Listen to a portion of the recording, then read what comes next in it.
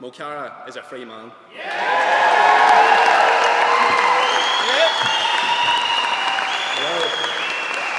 What's happening at Cardiff? Thank you to everyone for coming to West Belfast today. I owe eternal gratitude to my legal team who left no stone unturned in ensuring justice was upheld. To Dara, Jude, Blinna, Brenda, Gareth, Ros, and to all at Phoenix Law, Garamila Maragov. That is 3-0 to Kneecap.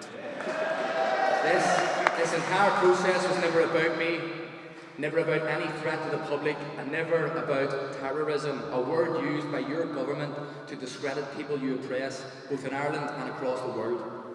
It was always about Palestine, about what happens if you dare to speak up, about what happens if you can reach large groups of people and expose their hypocrisy, about the lengths Britain will go to cover up Israeli and US war crimes. As people from Ireland, we know oppression, colonialism, famine and genocide. As people from the north of Ireland, we know it even more. As people from West Belfast, it still affects our communities and our families. We have suffered greatly and we still suffer under British occupation.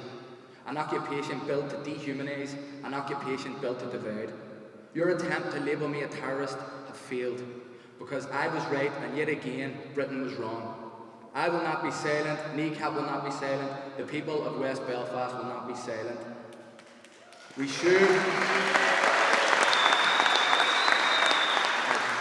we would fight you in your court and we would win.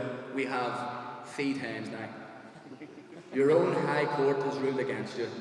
The pathetic thing about this whole process is that you falsely tried to label me a terrorist when it is the British government ministers that are arming and assisting a genocide in Gaza, the destruction of Lebanon and the senseless slaughter of school kids in Iran. Free Palestine, free the 6 counties, Chucky Ireland.